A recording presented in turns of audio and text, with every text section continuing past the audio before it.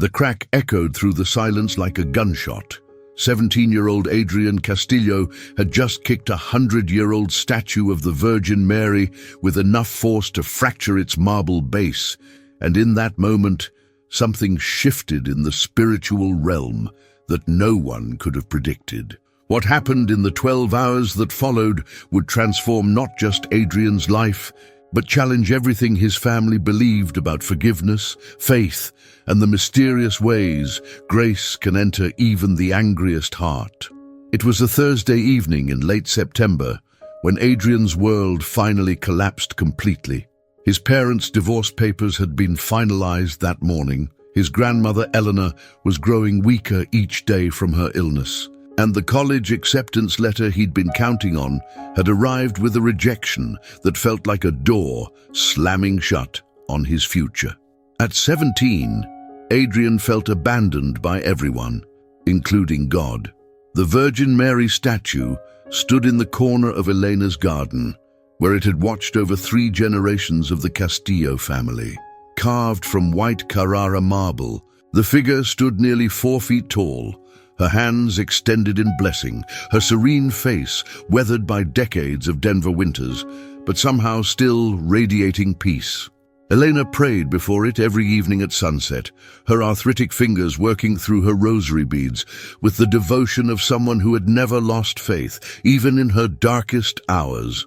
Before we go deeper into this mystery, take a moment to subscribe to Virgin Mary Mysteries. Stories like this are too powerful to experience alone. I want you to do something right now. Write in the comments where you're watching from tonight and add these words: sacred protection.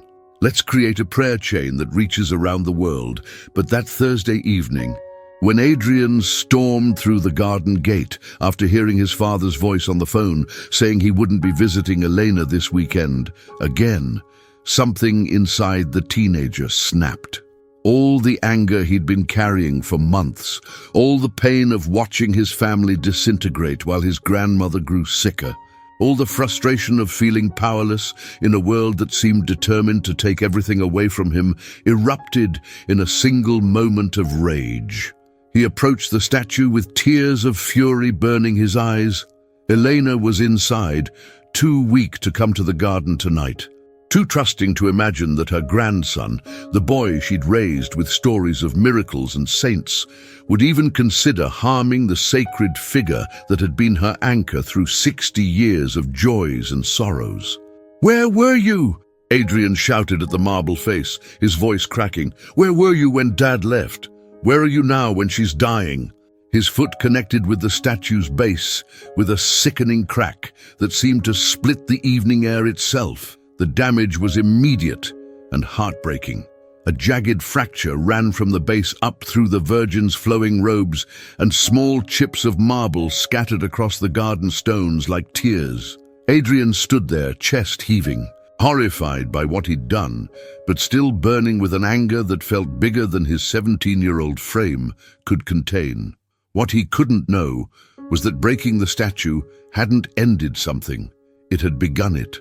The statue had arrived at Elena's house on a snowy December morning in 1964, carried carefully in the arms of her own grandmother, Isabella, who whispered prayers in Spanish as she placed it in the garden's most protected corner.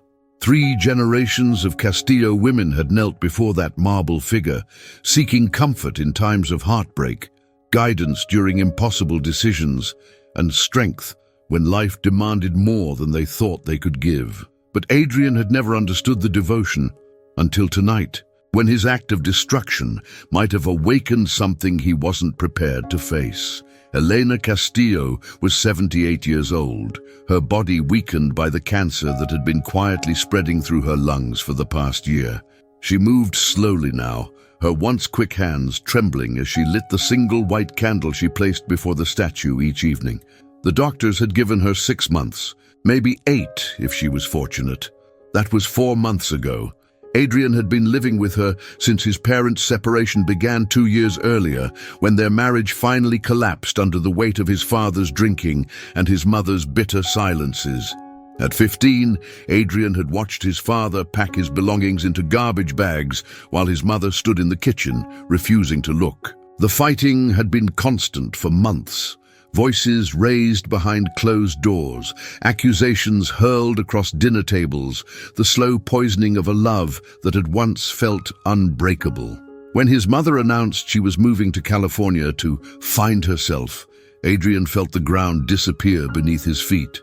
Elena had opened her door without hesitation, wrapping her grandson in arms that still smelled of lavender and fresh bread. But Adrian's heart had already begun to harden. If God was real, if the Virgin Mary truly watched over families as Eleanor insisted, why had his been allowed to shatter so completely? Every evening, Elena would make her way slowly to the garden, her rosary beads clicking softly as she prayed. Adrian would watch from his bedroom window, seeing her lips move in silent conversation with the marble figure, her weathered face illuminated by candlelight. Sometimes tears would slip down her cheeks as she prayed for her son's healing, for her daughter-in-law's return, for her grandson's wounded heart. "She hears everything, mijo," Elena would tell Adrian when he questioned her faith. "Even when we think we're alone, especially when we think we're alone, she's listening." But Adrian had stopped believing in listeners. He'd stopped believing in anything that couldn't be proven with his own hands. The irony wasn't lost on him now, standing in the darkness beside the damaged statue, his hands shaking with the realization of what he'd done. For 2 years, he'd rejected Elena's gentle invitations to pray, her offers to teach him the rosary, her quiet insistence that faith could heal even the deepest wounds. Instead, he'd chosen anger, nursing his resentment like a flame that never died. What Adrian didn't know was that some prayers are answered not in the way we expect, but in the way we need most. And sometimes, the breaking of something sacred is just the beginning of a much larger repair. Adrian woke at 4:47 a.m., with his heart hammering against his ribs and the absolute certainty that Elena was about to die in a kitchen fire. He bolted upright in bed, gasping, the vivid images still burning behind his eyelids. Flames erupting from the old gas stove. Elena's nightgown catching fire as she tried to reach for her morning medication, the smoke filling her weakened lungs until she collapsed. The dream had felt more real than the darkness of his bedroom, more urgent than anything he'd ever experienced. He stumbled down the hallway, his bare feet silent on the cold hardwood floors, following the scent of gas that shouldn't have been there. Elena's bedroom door was still closed. She wouldn't wake for another hour when her medication alarm sounded. But something was pulling Adrian toward the kitchen with a force he couldn't explain, a desperation that made his hands shake as he pushed through the swinging door. The kitchen was dark except for the green glow of the digital clock on the microwave. Everything appeared normal. Eleanor's coffee cup waiting by the machine, her pill organizer arranged precisely on the counter, yesterday's dishes drying in the rack. But Adrian's nose caught the unmistakable smell of natural gas, faint but growing stronger. He followed the scent to the old stove, the same one Elena had been using for 30 years, and saw what his dream had shown him. One of the burner knobs had been turned slightly, not enough to ignite, but enough to release gas into the closed kitchen. By morning, when Elena came down to make her coffee and lit the pilot light for her tea, the accumulated gas would have created an explosion that could have destroyed half the house. Adrian's hands moved without conscious thought, turning off the gas valve and opening every window in the kitchen. Cold September air rushed in, carrying away the dangerous fumes, but carrying with it something else. The impossible question of how a 17-year-old boy could have known about a gas leak in his sleep. If this story is pulling you in, subscribe now and tell me in the comments what you believe is really happening. Your insight might reveal something we haven't seen yet. 20 minutes later, Elena appeared in the doorway, her thin frame wrapped in the blue robe she'd worn for years. She took one look at the open windows, at Adrian standing by the stove with his face pale as winter morning, and knew something extraordinary had occurred. "What happened, mijo?" she whispered. her voice carrying the weight of someone who recognized the presence of mystery. Adrian turned to face his grandmother, and Elena saw something in his eyes that made her catch her breath. The anger that had lived there for 2 years was still present, but underneath it was something new: fear, confusion, and the dawning realization that the statue he'd damaged might have been trying to save them both. "I dreamed about fire," Adrian said, his voice barely audible. "I woke up knowing you were going to die." Eleanor's weathered hand moved instinctively to the rosary around her neck, her fingers finding the worn beads that had comforted her through decades of prayers. But what she whispered next would change everything Adrian thought he knew about the connection between broken things and answered prayers. "Sometimes," Elena whispered, her eyes never leaving Adrian's face, "when we break something sacred, we don't destroy its power. We release it." 3 days passed before Adrian understood what his grandmother meant. 3 days of watching Elena move through the house with a new lightness in her step, as if the near disaster had somehow lifted a weight from her shoulders rather than adding to her burdens. Adrian tried to convince himself the gas leak had been coincidence, that his dream was nothing more than anxiety manifesting in sleep. But every time he walked past the statue in the garden, now cracked but still standing, he felt something watching him. Not with judgment, but with an attention so complete it made his skin prickle. On Sunday morning, Elena's pill organizer sat on the kitchen counter as always.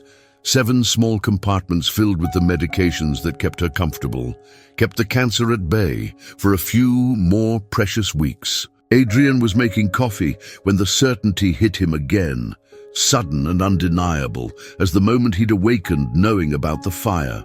The pills in the Sunday compartment were wrong.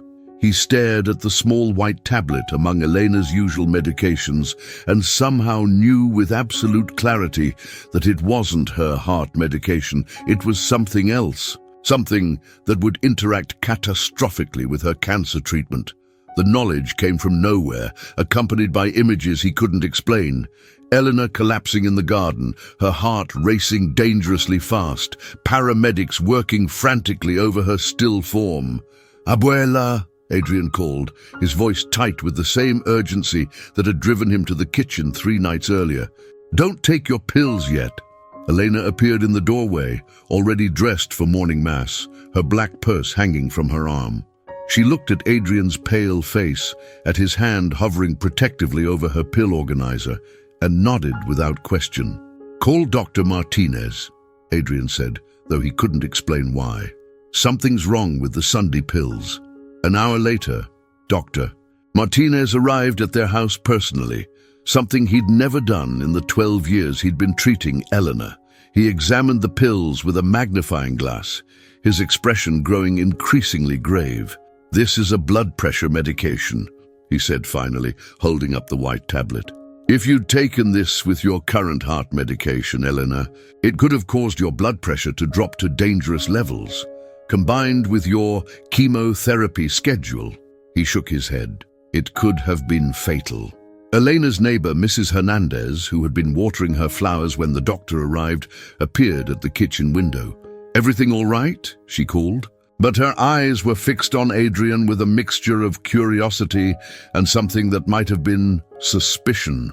That afternoon, as word of the medication mix-up spread through their quiet Denver neighborhood, more neighbors found reasons to walk past Eleanor's house. They peered over the fence at the cracked statue, whispering among themselves about the teenager who seemed to know things he shouldn't know. But what they didn't see was Adrian that night, kneeling beside the damaged statue for the first time in his life, his hands pressed against the fractured marble as tears he'd held back for years finally began to fall.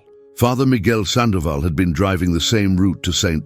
Catherine's Church for 8 years, every Tuesday morning at exactly 7:15 a.m. to open the sanctuary for early morning confessions. He was a careful man, methodical in his routines, beloved by his parishioners for his gentle homilies and his willingness to sit with families during their darkest hours. What he couldn't have known was that this Tuesday morning, His familiar route would intersect with the expanding miracle that had begun in Elena Castillo's garden. Adrian was walking to school when the vision struck him, more violent than the others, dropping him to his knees on the sidewalk in front of Henderson Elementary. Students walking past stared as the 17-year-old clutched his head, his body rigid with the force of images flooding his mind. Father Sandoval's blue sedan approaching the intersection at Colfax and Federal, the delivery truck running the red light at full speed, the sickening moment of impact that would leave the priest fighting for his life. But this time, the vision came with something new, a location, a time, and the absolute certainty that he could prevent it. Adrian ran the 6 blocks to the intersection, his backpack bouncing against his spine, his breath coming in sharp gasps. He arrived just as Father Sandoval's car appeared in the distance, moving steadily toward what Adrian knew would be disaster. The delivery truck was already speeding down Federal Boulevard, its driver distracted by his phone, completely unaware that he was about to run a red light. Without thinking, Adrian stepped directly into the intersection, his arms raised, forcing Father Sandoval to brake hard. The priest's car stopped just 20 feet from the crosswalk, and for a moment, Adrian saw confusion flash across the man's face through the windshield. Then the delivery truck barreled through the red light, exactly where Father Sandoval's car would have been, its horn blaring as the driver finally looked up from his phone and realized what had almost happened. The silence that followed seemed to stretch forever. Father Sandoval sat in his car, hands gripping the steering wheel, his face pale as he understood how close he'd come to death. Adrian stood in the intersection, trembling, watching the priest's lips move in what could only be prayer. When Father Sandoval finally emerged from his car, his eyes sought Adrian's face with the intensity of someone trying to solve a mystery that defied explanation. "Son," he said, his voice shaking slightly, "how did you know?" Before Adrian could answer, Mrs. Hernandez appeared, breathing hard from running. She'd been walking her dog when she saw Adrian sprint past her house, and something about his desperate urgency had compelled her to follow. Now, she stood witnessing what could only be described as a miracle, her phone already in her hand, already dialing Elena's number. By that evening, Adrian's father, Carlos, was driving back to Denver for the first time in 6 months, his ex-wife Maria calling from California with questions that demanded answers. The story of the boy who saved Father Sandoval was spreading through their community like wildfire, and suddenly everyone wanted to know about the cracked statue in Elena Castillo's garden. But what Adrian's parents didn't know was that their son was about to face the greatest test of his newfound gift.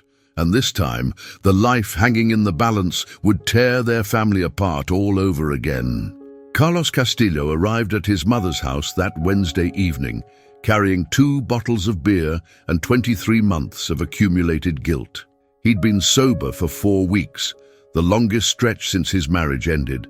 But seeing his son's face on the local news as the boy who saved Father Sandoval had shattered something inside him that alcohol could never numb.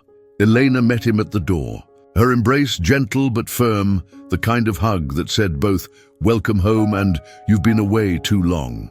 Adrian was in the garden when his father found him, sitting cross-legged in front of the cracked statue, not praying but simply staring at the marble face as if waiting for answers to questions he didn't know how to ask. Carlos approached slowly, his work boots crunching on the gravel path, the sound making Adrian's shoulders tense.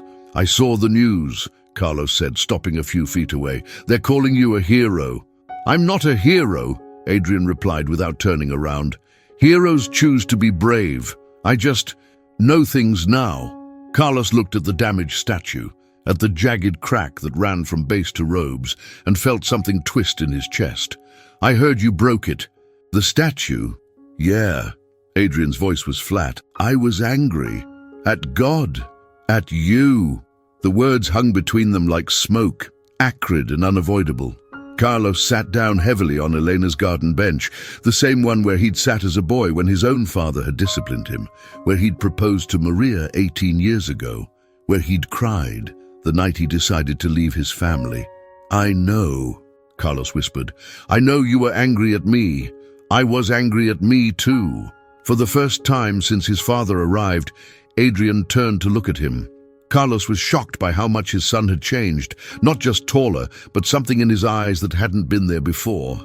A weight, a depth that belonged to someone much older. Elena appeared in the garden carrying 3 cups of her chamomile tea, moving slowly but with purpose. She handed one to each of them and settled onto the wooden crate she used as a second seat. "Mijo," she said to Carlos, using the same endearment she'd always used, "it's time you knew about this statue." Carlos and Adrian both looked at her, sensing something momentous in her tone. "Your great-grandmother Isabella brought this statue with her from Mexico in 1963. Elena began, her weathered hands wrapped around her teacup. "But she didn't buy it. She found it in the ruins of a church that had been destroyed by fire, cracked exactly like this." She gestured toward the damage Adrian had caused. "The priest told Isabella that broken things sometimes carry more grace than perfect ones, because they've been touched by human pain. He said the Virgin Mary understands brokenness better than anyone." Elena's eyes moved between her son and grandson, both listening with an intensity that made the evening air feel charged. Isabella prayed to this statue every day for 40 years, asking for one thing, that her family would learn to forgive each other before it was too late. What Elena said next would reveal why some prayers take generations to answer. She prayed that when the time came for someone in our family to choose between anger and grace, they would have the strength to choose grace. Elena continued, her voice growing softer as the evening shadows deepened, even if it meant breaking first. Desai, but before she could finish the story that had been 4 generations in the making, Adrian's teacup shattered against the garden stones, his entire body convulsing as the most violent vision yet tore through his consciousness. This time, Adrian didn't see the future. He saw the present, happening in real time with a clarity that felt like drowning.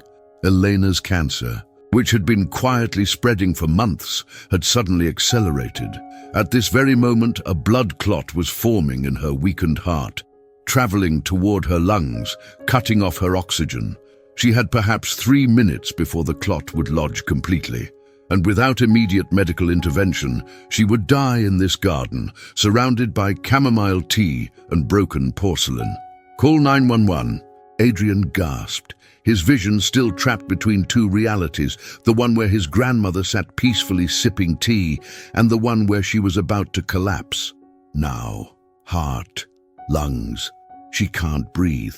Carlos fumbled for his phone, his hands shaking as he dialed.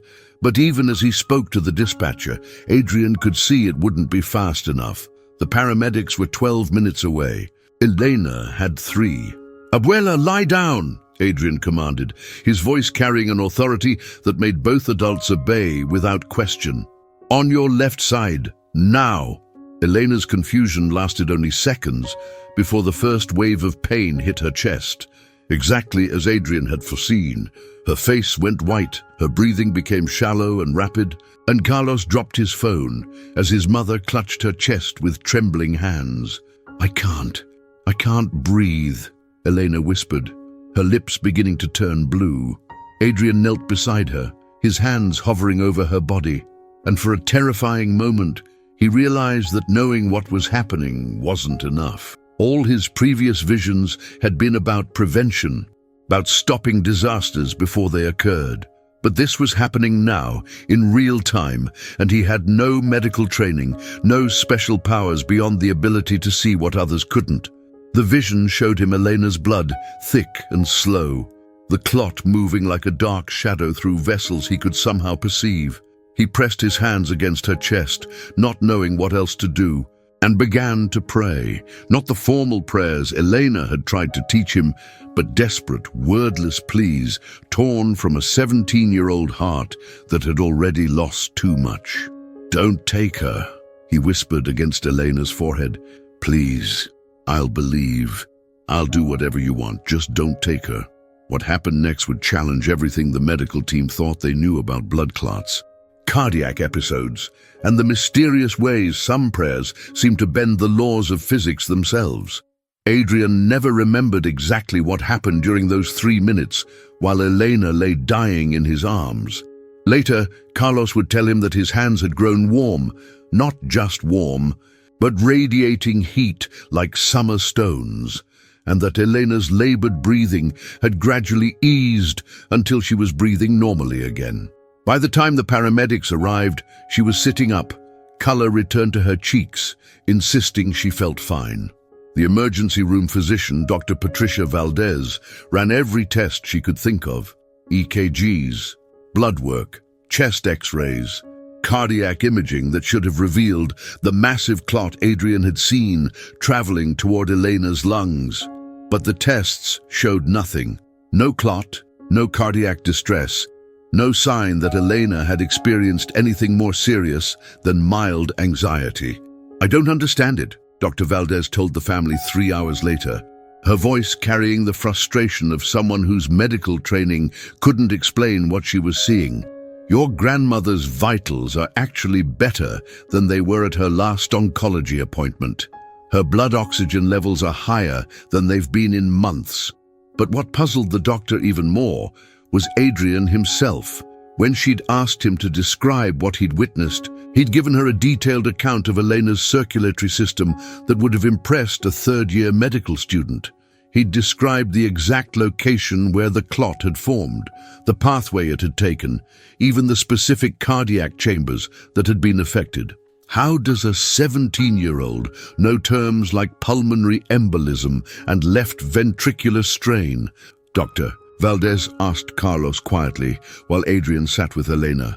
Carlos had no answer, but watching his son that night, seeing the way Adrian's entire demeanor had changed from angry teenager to protective guardian, he began to understand what Elena had been trying to tell them about broken things carrying grace. That weekend, something shifted in the Castillo household.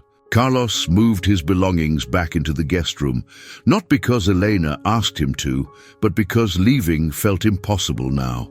Maria called from California, her voice thick with tears as she listened to Carlos describe what had happened.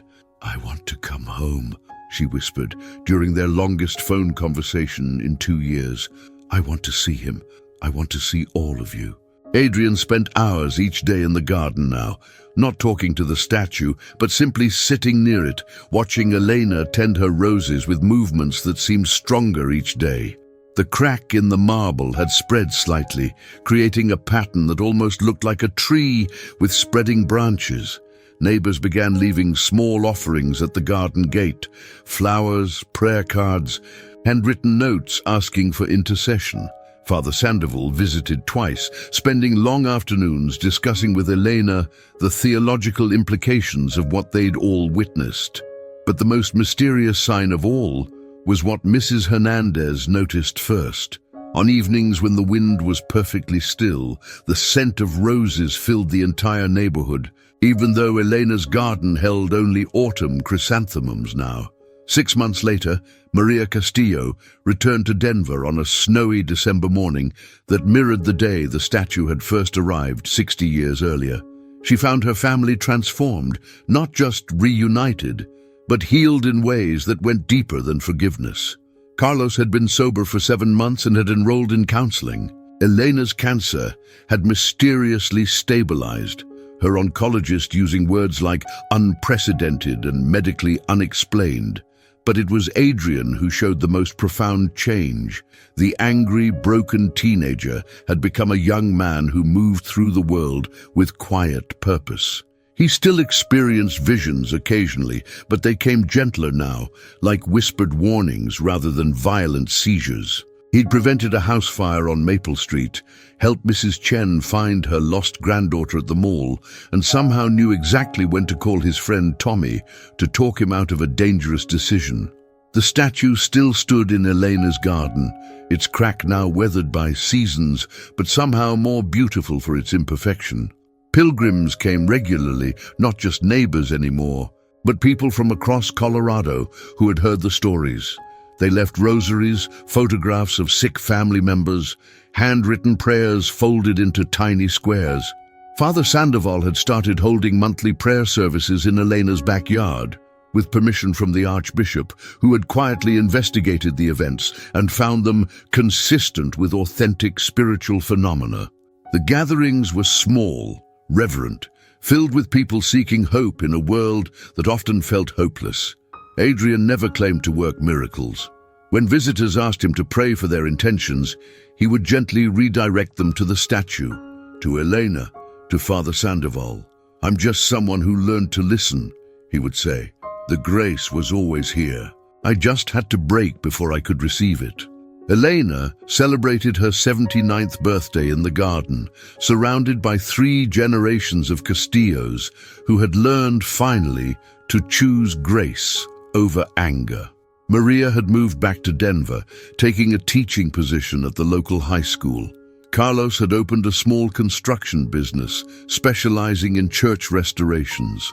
On quiet evenings, when the family gathered for dinner, Adrian would sometimes catch his parents holding hands across the table or see Eleanor watching them with tears of gratitude. The crack in the statue caught the last light of sunset, and for just a moment, it seemed to glow like a golden river running through marble. The rose scent still appeared on windless nights, stronger now, as if the garden held memories of every prayer ever whispered there.